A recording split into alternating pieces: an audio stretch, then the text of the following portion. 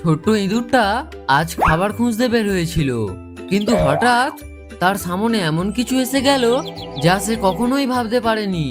একটা বড় ফল। আর শুরু হলো এক মজার অদ্ভুত কাহিনী। আহা, আজ সকালটা খুবই সুন্দর।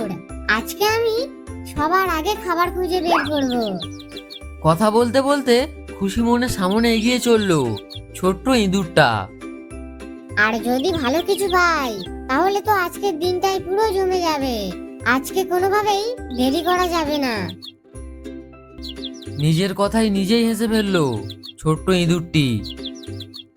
ছোট্ট ইঁদুরটা ছিল খুবই চঞ্চল আর পরিশ্রমী। প্রতিদিন সে খাবারের খোঁজে বের হতো। নতুন কিছু খুঁজে পেলেই তার ভীষণ আনন্দ হতো। হাঁটতে হাঁটতে হঠাৎ তার চোখে পড়ল গাছের নিচে একটা বড় পাকা ফল পড়ে আছে। সে থেমে গেল। ও, এত বড় একটা ফল! আমি তো একদম অবাক হয়ে গেলাম।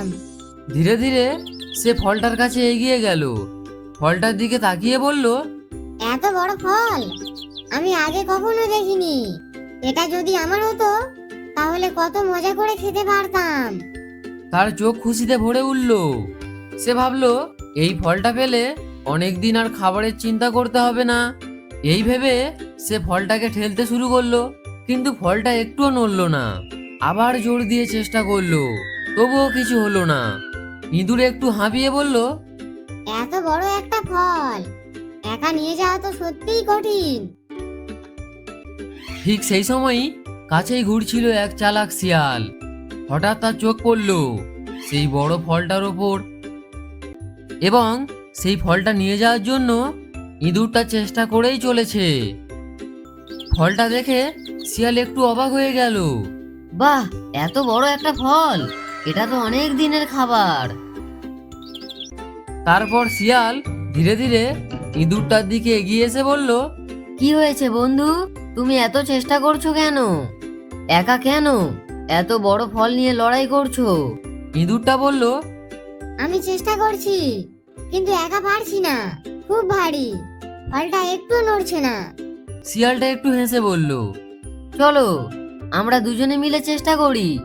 একসাথে কাজ করলে এটা অনেক সহজ হয়ে যাবে। ইঁদুরটার মুখে সঙ্গে সঙ্গে হাসি ফুটে উঠল। সত্যি? তাহলে তো দারুণ হবে। চলো এখনই চেষ্টা করি। তারপর তারা ফলটার দুই পাশে দাঁড়ালো। ইঁদুরটা বাম পাশে আর শিয়ালটা ডান পাশে। দুজনে মিলে একসাথে জোরে ধাক্কা দিল, আর ফলটা একটু নড়ে উঠল। আরে, নড়ছে!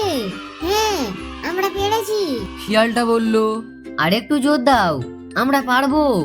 আবার দুজনে মিলে ধাক্কা দিল। ধীরে ধীরে ফলটা গড়াতে শুরু করলো। তারা দুজনে মিলে অনেক চেষ্টা করার পর ফলটাকে একটি গাছের নিচে নিয়ে এলো।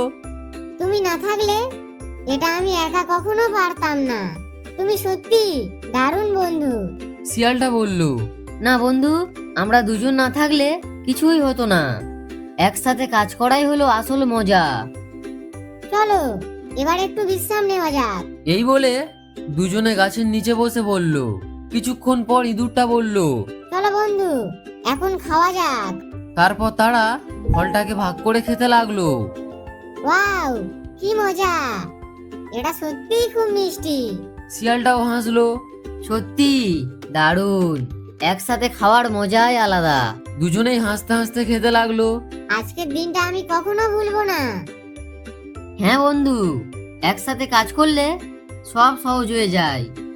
তারা দুজনেই খুশি মনে ফল খেতে লাগলো। এই গল্প থেকে আমরা শিখলাম, একসাথে কাজ করলে কঠিন কাজও সহজ হয়ে যায়। অন্যকে সাহায্য করলে আমরাও সাহায্য ফিরে পাই। মিলেমিশে থাকাই হলো জীবনের আসল আনন্দ। বন্ধুত্ব থাকলে সমস্যা সহজেই সমাধান হয়ে যায়।